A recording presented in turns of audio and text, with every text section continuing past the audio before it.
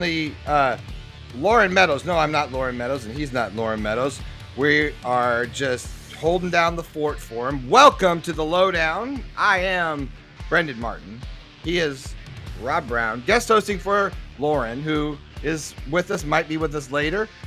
Rob, tonight we're diving into the red-hot Florida Gators 2026 recruiting class. 5 stars, 4 stars, 2 4-stars, and much, much more. Buddy's going to come on. Franz Beard.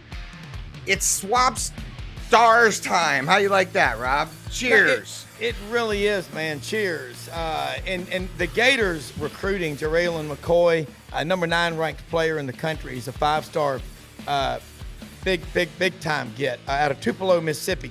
I mean, you know, and it'll be, look, with NIL, most of these guys, they put their deals together. Florida has so much. They're putting together one of the best classes in the country. I'm not really surprised by it at all, because they are a team with you know, DJ Lagway at quarterback. There's so much momentum right now, but they're still one of the more undervalued teams in the country.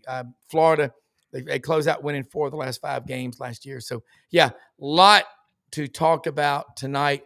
We'll break it down. There's rumor mill. You know, the rumor mill is that it's about to pop off. Yeah. So there's a lot of real smoke about that. We're going to talk a little bit more about that with the one Buddy Martin and Francis Beard here in a little while. But Rob, you were right. We were talking to Yancey Porter today on your show, the SEC Sidelines on Monday through Friday, 9 a.m. Eastern, 8 a.m. Central for 1 hour, red hot 60 seconds of SEC sports talk. Awesome. Yancey was referring to the fact that he thinks the Florida Gators are one of the most underrated teams. Yeah. And there's a lot of people who say they're being overrated, but he says, no, they're being underrated.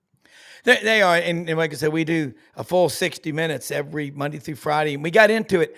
You look at Florida and you look at the trend, the way they closed last year. Remember, let's go back over some facts. 63% of the roster last year was 4 or 5-star players on the blue chip index. That was good enough for 9th best in the country. It started coming together when DJ Lagway was healthy. I mean, there are rumors all over the place about him. My gut feeling is he's good to go. He's rehab. He's going to be ready to go. So Florida momentum, again, I've got them picked to win 10. If they're 10-0 at the end of the season, they're going 12-0. I just say there's going to be, you cannot get caught up in logo fever with the schedule. I mean, you've got to play at A&M. You got to play, you know, at Miami. All right, that's life. Florida's done that before. Did anybody see the disaster, the Cat 5 hurricane disaster that was Florida State football last year coming? Nobody did. Nobody did. And that was their worst season since 1975, when Daryl Mudra was the coach before Bobby Bowden took over in 76. I love watching them lose, though. Yeah, so I know you do. I hate them. And I think with Billy Napier's staff, it takes you 2 or 3 years to get a staff really in place and for your culture to take over. He didn't get the job because everything was going well when Dan Mullen was there. Not that Dan Mullen couldn't coach, but the recruiting at Florida is now, it is with the way Florida finished the last 2 weeks in signing day. They finished 7th or 8th in the country. You pick the poll. They're now building on that momentum. And Florida fans, you can feel it. It's palpable. And Oklahoma is another school that's getting a lot of momentum. But if you've got a front 7 defensively with some depth, you know, you're not going to be 2 and 3 deep with studs at every position. That just doesn't happen with NIL. Well, really with the portal as it is. I do think Florida also, they've got running backs, they've got offensive linemen, and they've got defensive linemen. The SEC, if you go back and look, why did Georgia beat Texas twice last year? In Austin for the SEC championship, line of scrimmage game. And I know people are picking Texas this year, but you know, Texas could not run the ball well last year, and they had to rely on their passing game. And Quinn Ewers missed like 5 games in 2 years. Arch Manning played a decent amount. But here's the thing. Texas is replacing 4 of 5 starters on the offensive line. Florida's got more. You cannot put a high enough value on experience and bonding, especially on the line of scrimmage. That's why Florida is trending the way they are. Look at that shirt, man. Look at that. That is Gator blue. I love that. Let me look at this guy. Hi, Dad. Hi, Brenden. How are you, sir? I'm all right. I got my new glasses on. Can you tell? Wow, yeah. They're blue. They are, but I don't. They kind of look purpley. I know, but they're blue. I'm feeling purple, very purpley. They're blue if you see close. Wow. But all right. Well, I'm not happy about the fact they have a glare on, however, but that's just how it is. I'm trying. Well, Dad, you've always been a fashion-forward person, and these are very fashion-forward. Yeah, I'm a fashionista, so well, I got to get them ready for the new show that Rob Browne and I are doing on the Panhandle. So this is the new look, the Panhandle coming up. We got all kind of. How many shows we have? 50? I don't know. I'm not Loren, by the way. By the way, I wondered where he was exactly. This says the Loren Meadows, high-low Loren or something. It's the Lowdown. We're on the Lowdown, dog. Come on. Lowdown with Loren Meadows. We're on the Lowdown. He's on assignment. It's all right. We have to change the name of the show to something else. We're going to change the same to the Wicked Sunglasses with Buddy Martin. Buddy, the glasses have always been your signature, but let's not digress too much. How hot is Florida recruiting, in your opinion? Because you're not one to overstate, and you're also not one to get into recruiting that much. Right. But if you, Buddy Martin, say anything about recruiting, everyone should listen. What my opinion is. Sound like a Johnny Carsyn lead. How hot was the recruiting? I don't have a good answer for that, but it is really.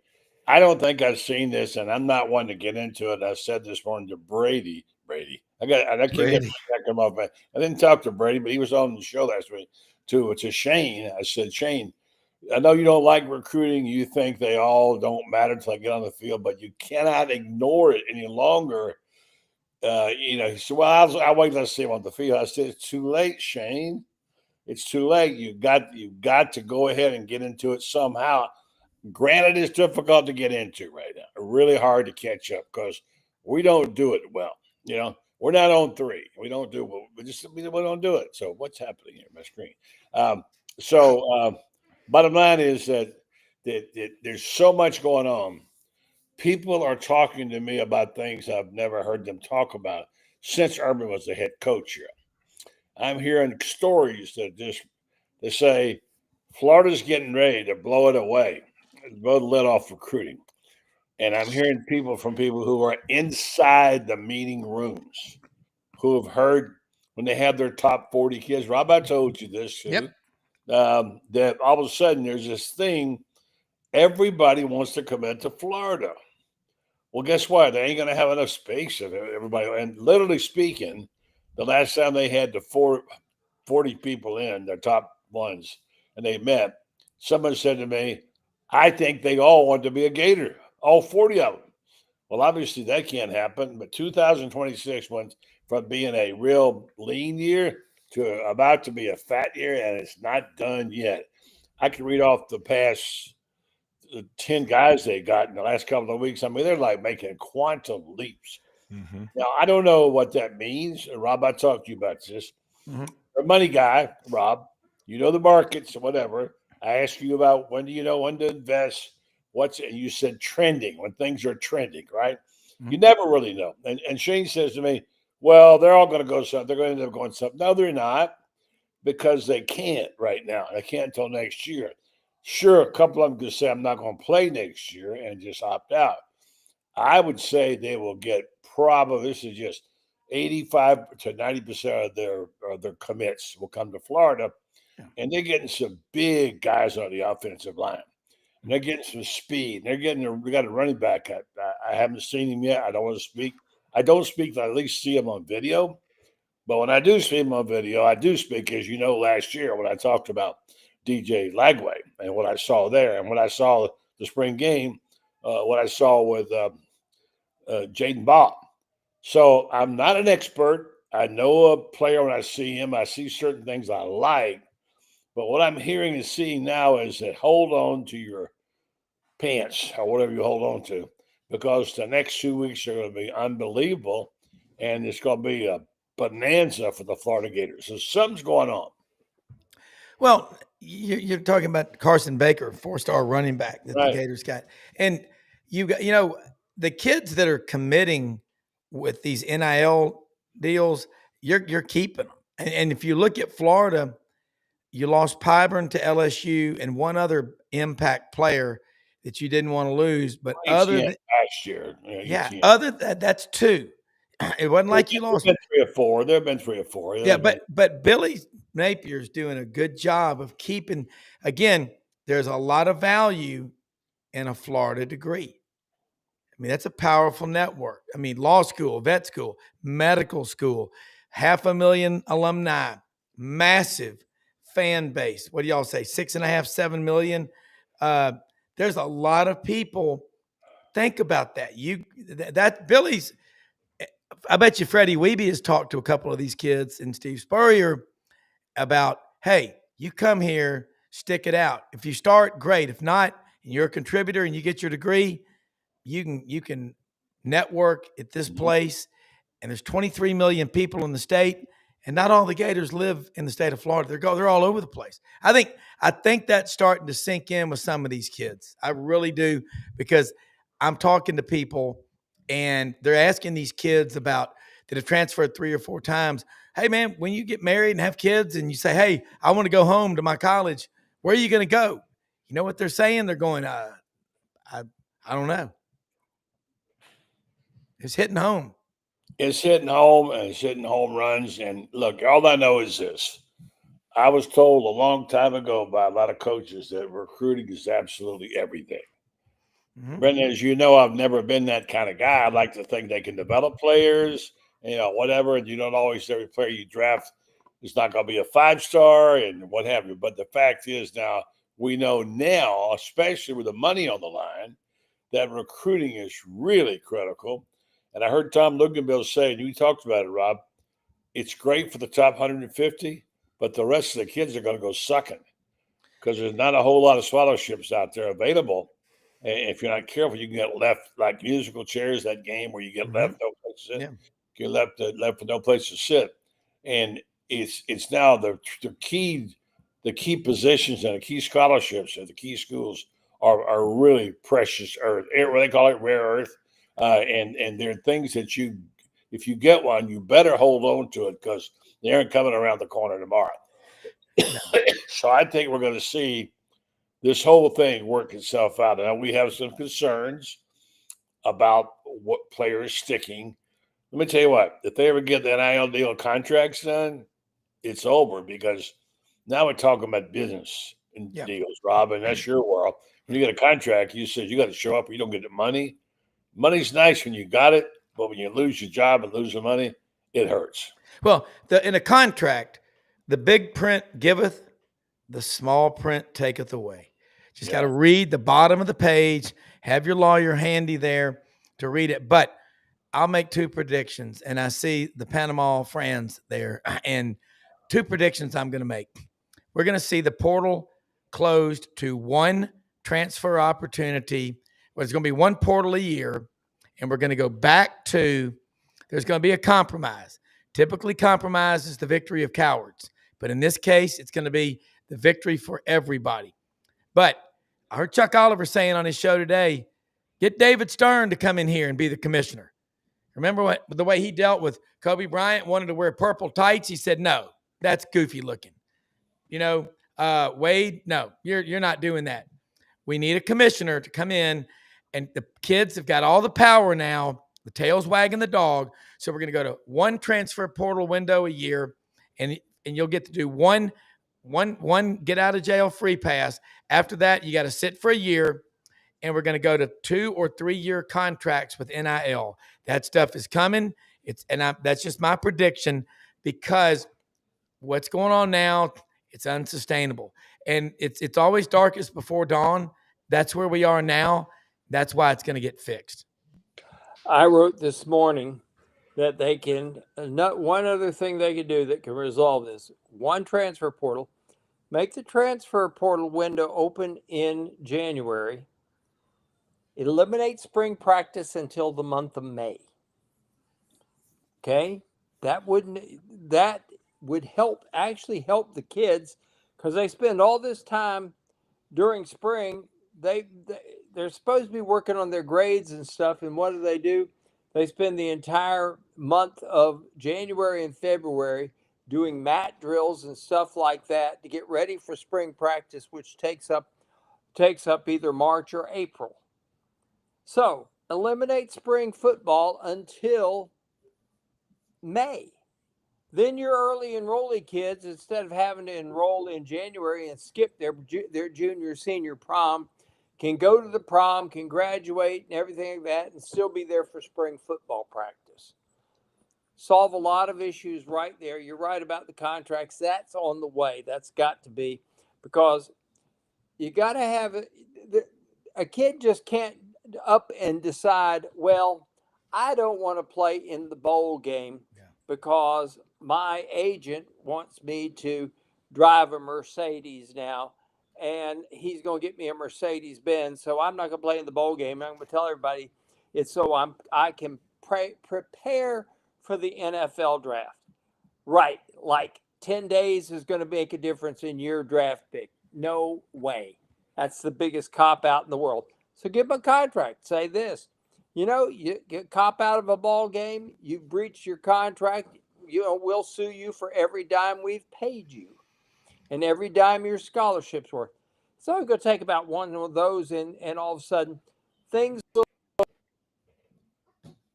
change in a hurry. You're right, Rob. They have to. And in the business world, everybody operates on contracts. Hell, I've had contracts. I mean, seriously, you violate those, you are in a world of split. They want to be treated like adults. They want to be treated like pros. Okay. Yeah. Well, let me ask you a question. This is we're all gathered here together for this fine evening, and we got a log on the fireplace. We just lost Franz, but maybe he'll come back. I'm going to ask you this question. We agree that all of a sudden the tide has turned for the Florida Gators. Billy, as someone just wrote, Billy's killing it. All right. What do you think happened? What happened to make these players want to come to Florida? What was it was winning the 4 games last year, but what was more? If you had to size it up, I'll start with Franz. Why is this thing turning around? And why all of a sudden are people wanting to come to Florida in a bad way? I think probably the biggest reason is from kids I have talked to and from people who are involved in the recruiting process. Billy Napier is doing the best job of selling kids on the idea that when you come here, we will take care of you. We'll take care of you emotionally, spiritually, physically, you name it, but we are here for you. I've talked to a couple of parents today who said that football talk occupied about 20% of the visit. 80% of the visit is, what are we going to do to make you a better person and help you become the best person you can be? Here, what can we do to make sure that when you graduate, you do graduate and you have a degree that is meaningful instead of one in underwater basket.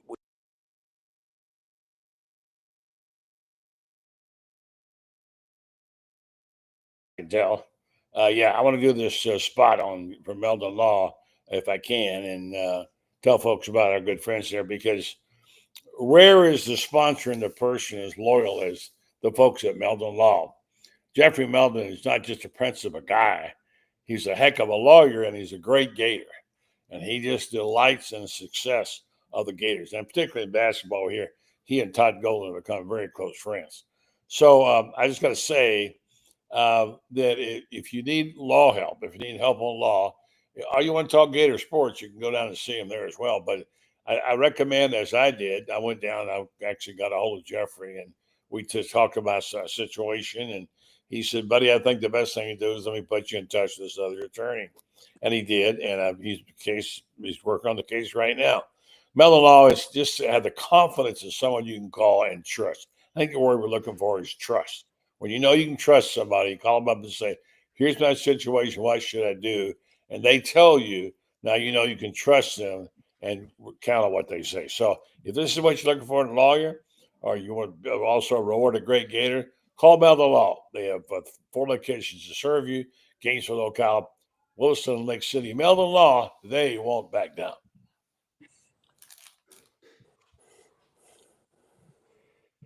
Why am I not hearing you, Brenden? Thanks, everybody. Thanks for doing that, buddy. I just wanted to ask a couple of questions more about what the Gators have picked up recently and the impact going forward. Franz, I know you probably are a lot more versed here, so can you just give us an overview of what's happened in the last week and as far as factual and who what to expect here? I'll give you the names. I have the names if you want to hear them. Go ahead. Well, either one. I don't know who knows no. So well, buddy, you give the names and then I'll give you commentary. Yeah, there's a lot going on. Let me go to my sheet here. And by the way, I think the other way is comments from people. I went down, I got some comments on Twitter, and I don't know these people, but perception is everything. This guy writes, this is a group called Two Pros from Dover. Stay hot, coach. You're racking up wins in recruiting. I'm loving what I'm seeing. Been a Gator since I was 8 years old, a graduate in 1973. This is the most positive I've felt in a very, very long time. Really looking forward to a kickoff in a couple of months. So there you go. And the other one was somebody named Michael said, remember a week ago when everyone was freaking out about this class, coach flipped the switch. So they're raving about this guy, Tyler. I got to know if I can pronounce it right. It's Chucky on. Offensive lineman, talking about what a Steve's 6'6", 290 from Douglasville, Georgia. Chose the Gators over Ole Miss, Cincinnati, and Florida State. Then here's the list. I can't pronounce all the names. The big 4 or 5 stars. Some got him at 5, some 4. 4-star defensive lineman JaReylan McCoy. He was a big get. 4-star wide receiver Marquez Daniel. 4-star running back Carsyn Baker. You mentioned him earlier. Rob. 4-star obviously Justin Williams from Gainesville. We know about what he can do. 4-star safety, Caden Hall. 4-star offensive tackle, I mentioned Tyler Chuyukum. 3-star tight end,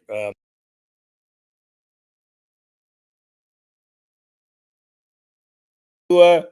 I'm sorry, Kikua. I didn't get your name right. 3-star offensive tackle, Chancellor Campbell. 3-star offensive tackle, Geneva Carr Ocala, actually, but he's an IMG kid. 3-star offensive tackle, Javari Luco. They're really pumped about him. So these are just they got in the last 15 days. They tell me there's a lot more to come. Franz, that to me sounds like some serious stuff. Well, it is. Florida's the hot team now, all in the Southeast. And part of the reason is this kid who's the quarterback, Will Griffin, out of Tampa Jesuit. This kid has really gotten on the recruiting thing. He's being like DJ Lagway, and the two of them together are convincing kids, hey, DJ will be gone in a couple years. I'm the guy that will be taking over. And kids are just gravitating toward that. Kids like that alpha male that is in there at quarterback that gives them the impression that whatever comes my way, I will beat it. And you know, we had a quarterback like that named Tebow who was pretty good back in the day. We've had several of them like that at the University of Florida. But that's the one position in college football and all of football that you better have an alpha male. You know, this quiet guy that just, you know, says, well, I will lead by example. that might work on the offensive line or at linebacker or someplace like that. But at quarterback, you better have somebody in there that talks the talk and walks the walk. That's all. And you get this kid Will Griffin in there that's helping with this class, and then you got DJ doing the same thing. These kids are coming on campus and they are leaving excited about being Gators. I'm reading some of the comments of kids who have come here and they're just absolutely going crazy about it. And Jason Higdon, who's probably the best recruiting guy in the country, and he does it for the Gators, he thinks that Florida's got a chance to land these guys. 5-star defensive end Trenton Henderson out of Pensacola Catholic. 3-star cornerback C.J. Hester out of Cocoa, who really should be a 4-star. Nebraska commit 4-star cornerback C.J. Browne out of Windermere. 4-star linebacker Malik Morris out of Lakeland. Count on him. He's as good as in as far as I'm concerned. And 4-star wide receiver Samarian Wingo Jr. out of St. Augustine. Florida's going to probably pick up at least 4 of those guys. And when they do, Florida's class, which is now ranked 13th, was 32nd just 15 days ago, is now 13th. Is probably going to go up to about number 4 or number 5. And you haven't mentioned a guy from Pensacola, did you? Yeah, I did. Trenton Henderson, you mentioned a 5-star from Pensacola. Yeah, okay. I did. Yeah, I did. Okay. He's a stud, and we really hadn't had a great recruit from Pensacola in quite a few years. We had this guy named Smith Emmett, somebody. He was pretty good out of Pensacola. I think most of you guys would agree that he was a pretty good ball player. And we haven't recruited well out of Pensacola since then. Florida State and Auburn have owned Pensacola. There's a reason why they call Tallahassee westward Lower Alabama, and Auburn seems to own that in recent years. But Florida's making inroads there. Florida's making inroads down in South Florida with good ball players down there. And you don't have to dominate the recruiting in those 2 areas, Buddy and Rob and Brenden, but you got to be able to get some good ones out of there. And if you can get enough good ones out of there to just keep that stream going, it really adds up. You get 2. Let's say you get 2 from Miami, 2 from the Panhandle this year. That's 4. Next thing you know, that's 8 the next year, 16, 20 guys. A fourth of your team is that way. And I'm sure Auburn feels the same way about recruiting in the Panhandle. Yeah. They don't have to dominate the recruiting there. But if they can get 3 or 4 guys a year out of there, then it's been a very successful year for them. Wouldn't you say, Rob? Yeah, and because those kids are they're Spartans. I mean, the Panhandle produces a ton of talent. And I think that it gets neglected sometimes. And with Florida State being what they are right now, Florida's got an opportunity to really jump in there and take away a big piece of the market share. But I think the attraction to Florida is they're in the SEC. And you can't – that is so valuable. And Florida State, you don't know – they got – when they have problems – it benefits Florida, but there's almost 400 Division I players in the state of Florida. But I would always get a player or 2 out of the muck if I could too. Those kids are just pound for pound. They're tougher, and the track and field programs in Florida high schools set them apart from, in my opinion, every state in America. It's that good. It's that big a difference. Yeah, I see that someone mentioned. What about Danny? Yeah, Danny is from Choctawhatchee, then down around this area, right around here. Fort Walton. Yeah, Fort Walton. It's not in Pensacola, so that's a little further out. People don't know the geography of the Panhandle, which I'm just learning, and Brendan's about to learn pretty soon. He knows a little bit about it, don't you, Brent? Geography of the Panhandle. Hi, I'm just running the show. We got about 800 people on. I'm dealing with the rest of the fan base, buddy. Just pump the brakes. Buddy, let me tell you something cool about me. I just want you to know that. I don't know anything about the Panhandle, buddy. I'm from Colorado. Remember when you worked at the Denver Post? You know, I didn't. I'm not from Florida. I know. Yeah, I know. Buddy. You weren't born at Bayfront Hospital in St. Pete. Go ahead. Yeah, Buddy, that's not the Panhandle. So that's not buddy, the boot. here's something cool to think about, The hell? buddy. When you cross the Mid-Bay Bridge there in Destin, you go across Choctawhatchee Bay. It's called Danny Werfel Way. Yeah. Yeah. Must be a long touchdown pass. Long one. You know something, guys? It was so funny, as I remember it like it was yesterday, because I was broadcasting on a radio network the state championships games, and that day, Danny Cannell comes in there from Fort Lauderdale, and he's this guy that everybody is saying, boy, Florida State got him, and Florida is doomed. We got this Werfel guy. And Danny Cannell comes there and had the worst game of his high school career. The next game being played, there is Fort Walton Beach, and like on about the second or third game, and they're playing St. Thomas Aquinas, and everybody's predicting St. Thomas is going to kill them. And the third play of the game, Danny Werfel comes down the line, fakes a pitch out, boom, 80 yards up the field. And all of a sudden people start saying, well, maybe this Danny guy is rather good. Yeah. And Fort Walton Beach won that game, something like 42-7. Just blew the doors off St. Thomas. And, that's just the perfect example right there of Panhandle football, because his top target was a guy named Ernie Green. They called him E.G., who went on to Florida State and was an All-American wide receiver. But the football in this state, the high school football, is so good, but it is in Georgia too. And you got to recruit Georgia. You got to recruit Florida. You've got to recruit Alabama. And Florida is now becoming a player along with Auburn, along with Georgia and Alabama. You got 4 schools that are really starting to dominate these 3 states in the recruiting. And it's showing off. I picked Florida today to be the number 3 team in the SEC this year. And basketball. I'm not talking basketball. I think they're going to be the number 1 team in the nation in basketball. Mm-hmm. But I believe that the tide has turned in Florida's direction thanks to building from the ground up.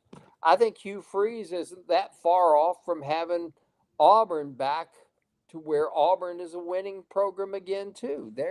He's got linemen now, and by golly, if Jackson Arnold can deliver at quarterback, they're going to be really good, because they got receivers that can just, holy cow, they run faster than scalded dogs.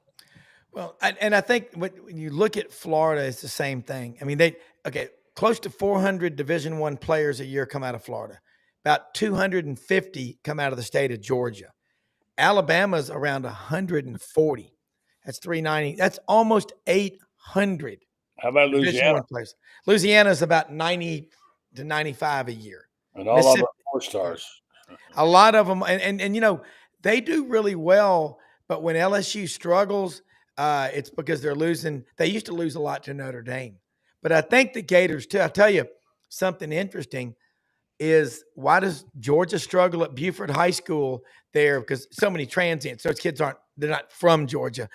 Right there in Atlanta, but is the IMG connection, Franz and Buddy, Brenden. Florida's starting to get some kids. I think they got a big kid out of Ocala they're going to get. Now, that's not a surprise, but Ocala, is Ocala the most southern town in Florida?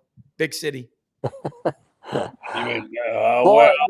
state of Florida, you got to understand something. The state of Florida ends. You can draw a line from Pinellas in Hillsborough County, straight across the state, and Florida exists between there and the Lake City and the Columbia County line. Yeah. Then you're talking about lower Georgia and then lower Alabama, and you got Cuba del Norte on the East Coast, and you got lower Ohio and lower lower Michigan on the West Coast. Yep. Florida also exists around Lake Okeechobee. Yeah. It really does. But it's really different. This state is like several different states combined. It I mean, is. buddy, you've been on both coasts. You were on the East Coast, you were on the West Coast, and you know about the difference in the, and you've been up in Jacksonville and Ocala, of course, too. But you know about how the culture changes in this state from area to area. It's different. To answer Rob's question, I think I thought when he said Southern, he meant geography. Obviously, that's not the case. But No, just the culture. Yeah, no. And he said, but you went through me. You said big city. It's Yeah. not a big city. It's a big county. Yeah. The city's probably 60,000 Okay. people. So, at least it was. Maybe it's bigger. Brenden, you can speak to it. But the county's gotten really big. The county's getting really big, and 500,000 in the county now. at least. Wow. But I mean, it's a good question. The Southern culture. I mean, Jacksonville is pretty Southern. Yes. They are pretty Southern. Oh yeah. There, I can tell you that for sure. But that's like a South Georgia town in so many. Well, but it's still Southern. He said Southern. He didn't say. Yeah. Oh yeah. But I mean, you could at one point you could have cut off the state of Florida at just above Orlando and said, let the rest of it float out to sea because there's not much Southern culture in the state. Yeah. But I think Ocala is a bastion of it.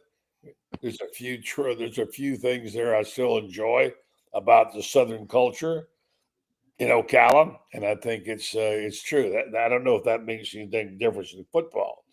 Speaking of football, I think we had a question. It should be about a guy, Jacoby Jackson. He went JUCO. He gets left out of all the conversations about running backs. That guy is really a heck of a player. I mean, that running back room was awesome. Excuse me. Jacoby Jackson is from Pensacola, Catholic, yes. So, but he went JUCO first, and that's why we don't mention him as a recruit. Okay. As a recruit out of Pensacola necessarily. Okay. Point, yeah. We recruited him out of JUCO, and he was out.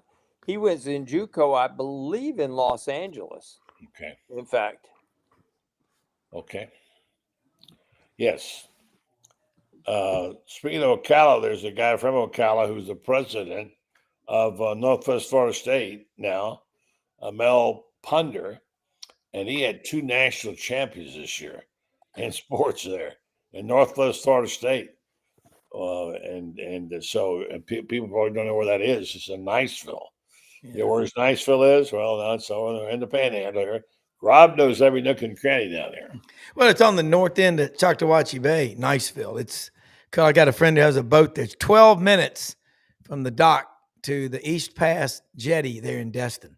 Get out there and go fishing. It's beautiful.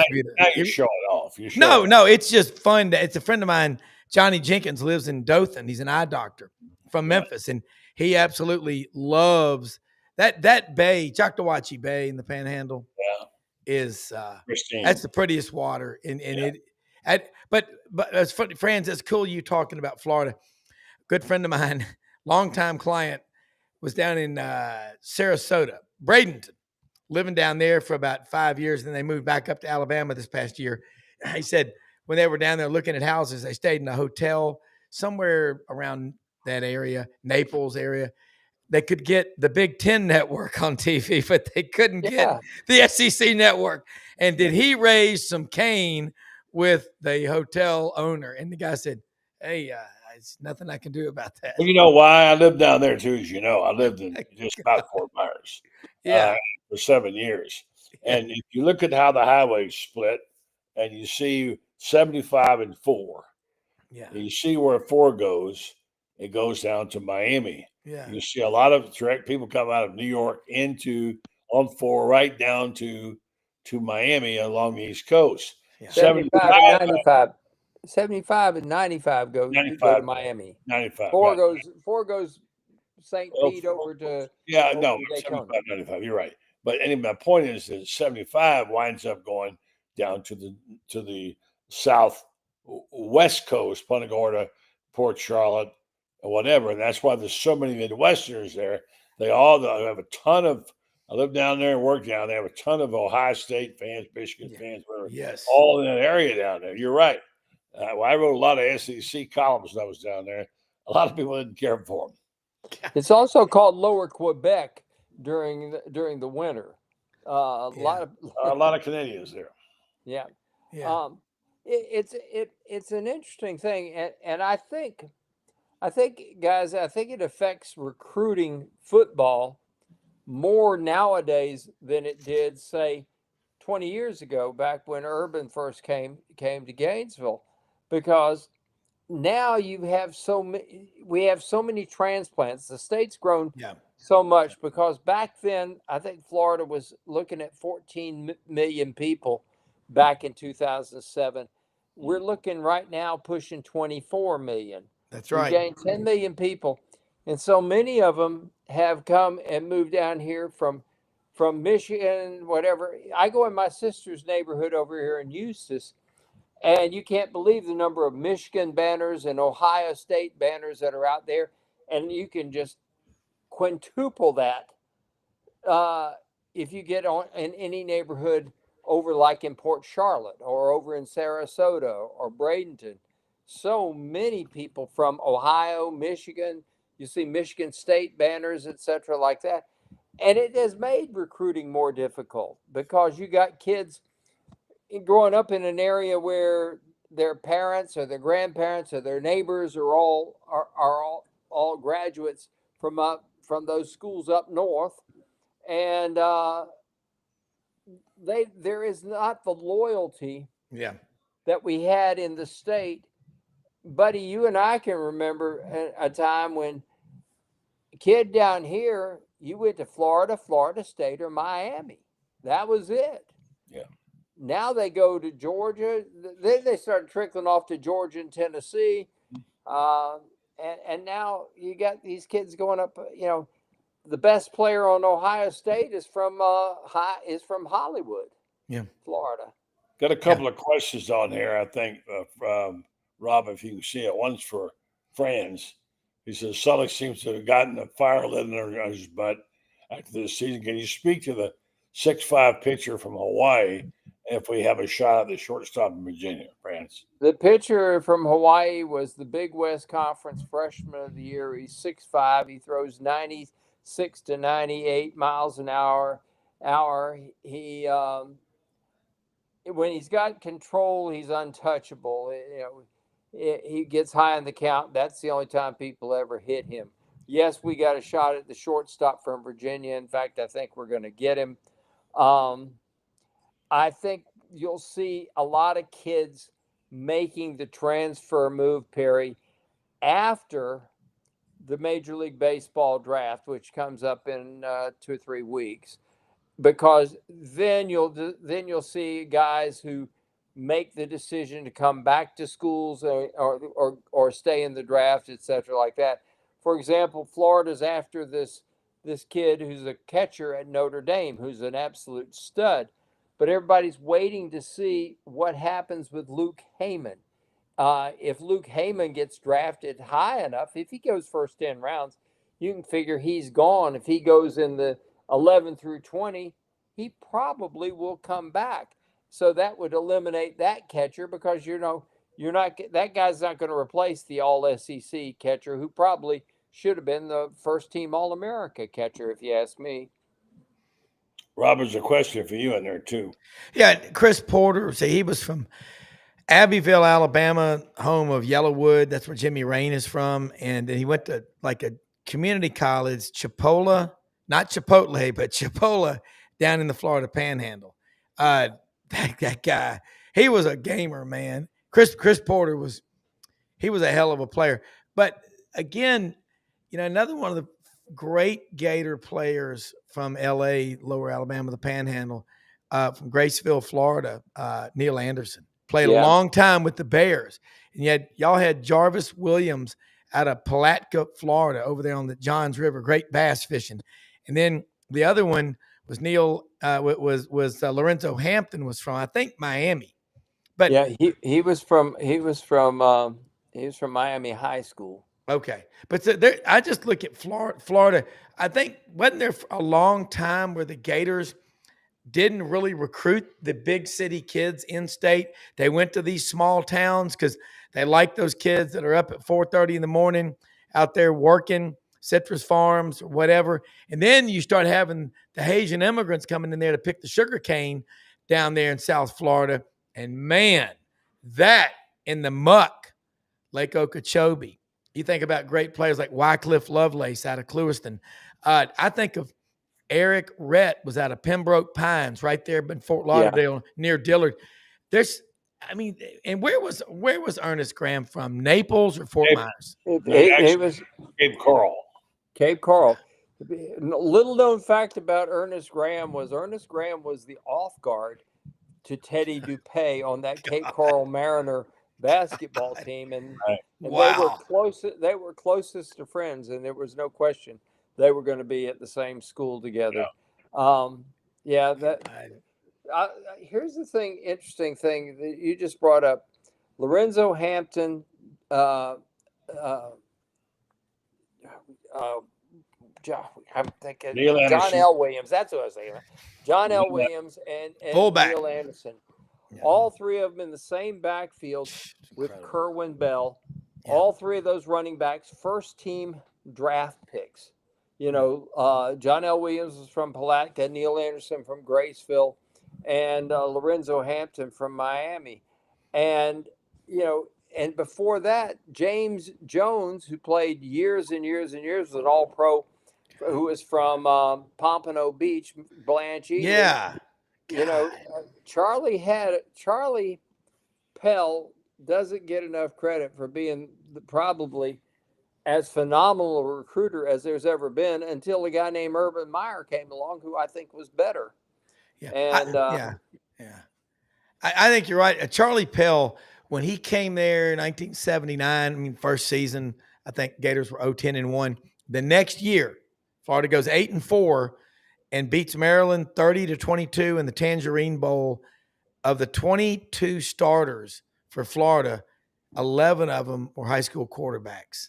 He knew how to find players. I think, out of all respect in the world, Steve Spurrier, Urban Meyer, just looking at it from my point of view, Charlie Pell was the guy. Remember when you hooked me up with Ward Pell, his widow? That was one of the coolest shows we ever did. But he went out and met with Mr. Ben Hill Griffin, sat on his front porch for a Sunday afternoon for 3 or 4 hours, talking about any and everything but football, eating swamp cabbage. And he left with the biggest check ever written to Gator Athletics. I think Charlie Pell connected with the just grassroots blue-collar Gator fans, a lot of whom didn't ever go to school there, but they love that school. And that's when I saw Florida football take off on another level, and it's never gone back.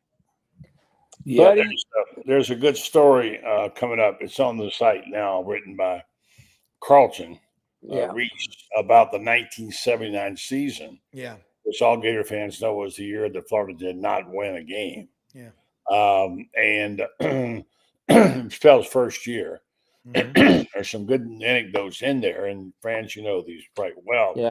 But among them are that one line I laughed at was Ward Pell was quoted as saying she had heard Steve Spurrier would wanted the job, and Florida said, "I wish he'd have got it. We could still be winning at Clemson." She didn't want to leave Clemson because they were very successful there. And the great part about Carlson's story, it talks about how terrible the conditions were in that program in 1979, which is why the people who really know, like Jeremy Fudd, will tell you, if you say who are the three most important people in Florida ever to play Spurrier, he'll say Charlie Pell, because the athletic department was $700,000 in debt.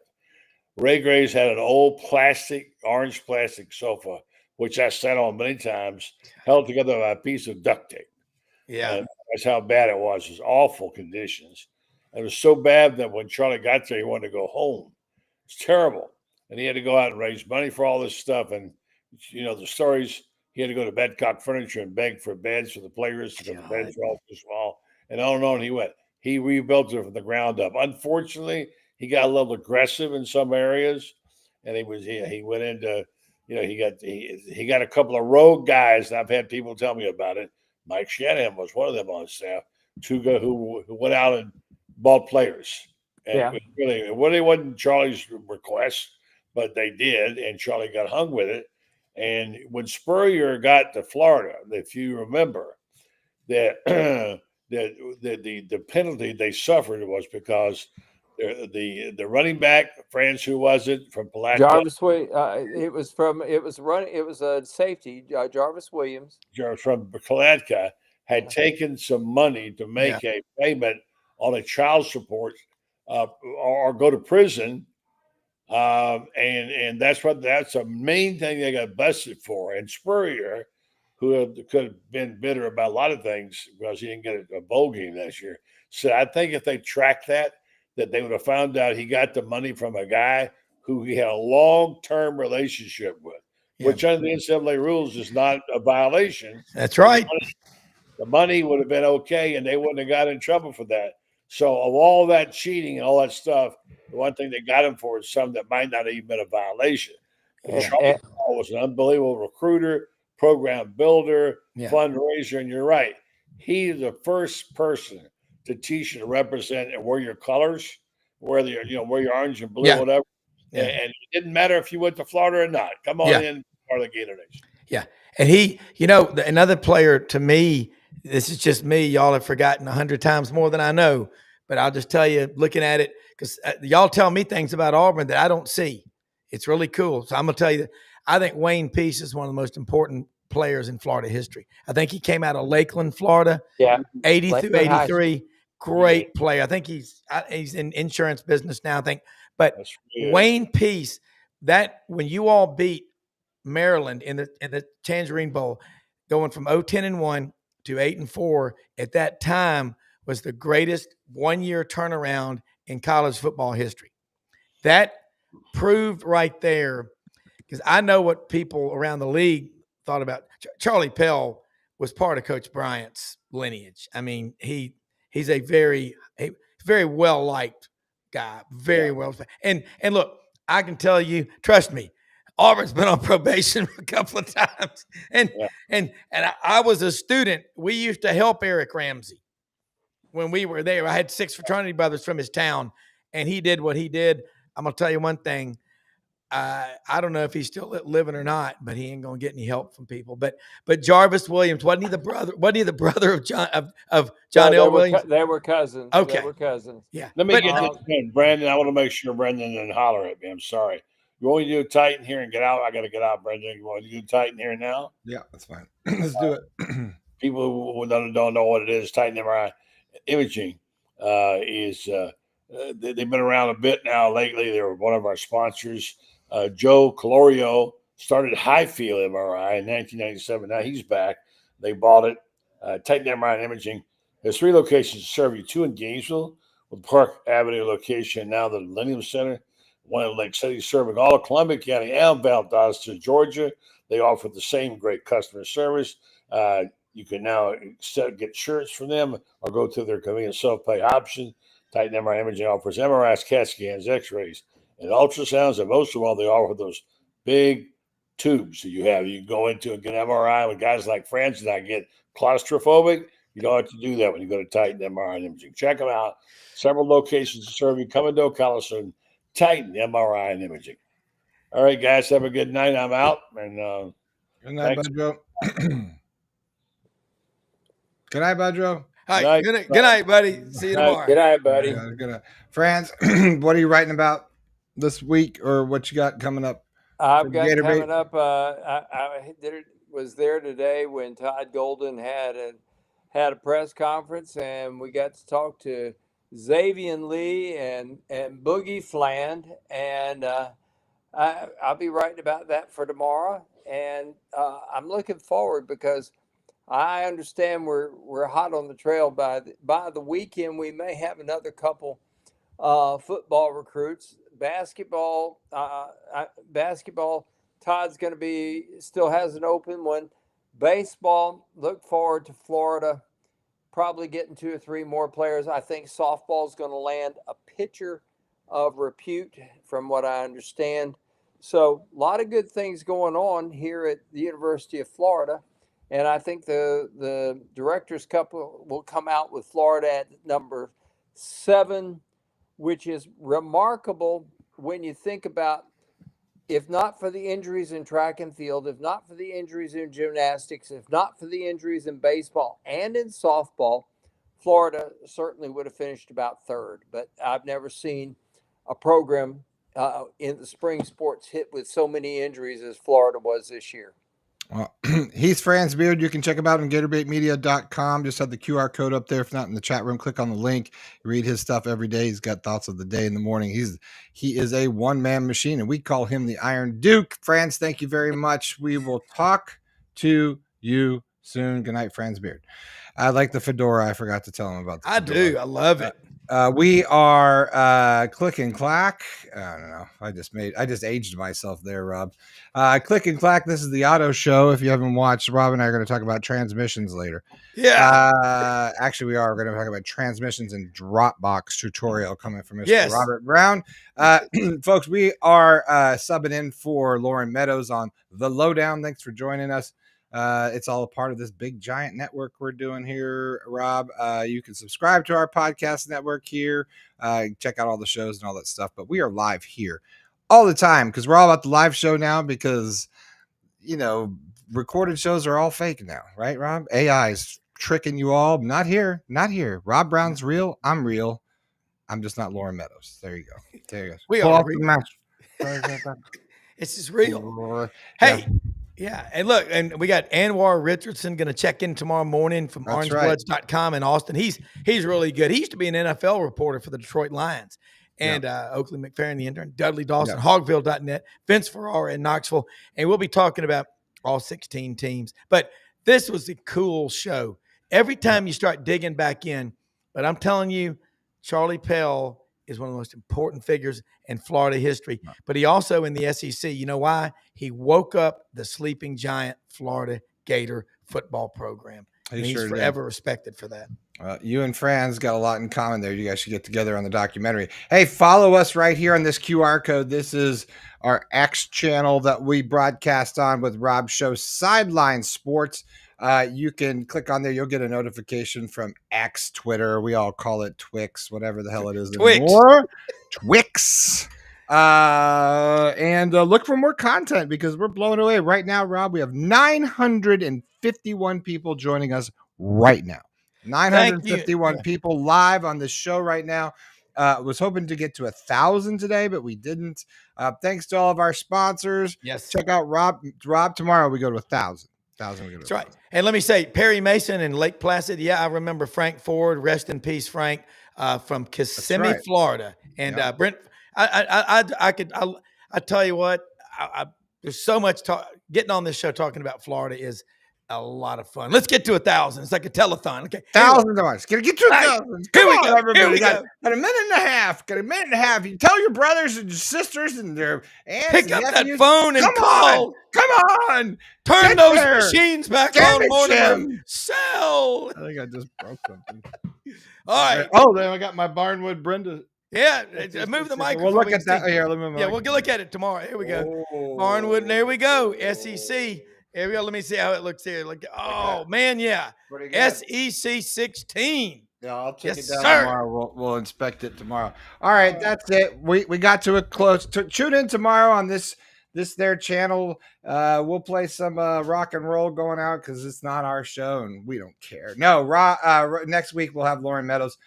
He'll be joining us. He's on all these shows anywhere. So love him. All right. Good night, John Boy. Good night, Mary Ellen, Mary Sue. Why do I have to be the girl? That's not fair. Good night, Grandpa. Good night, John Boy. Stay gold, Johnny. Stay gold. All right. Y'all be good.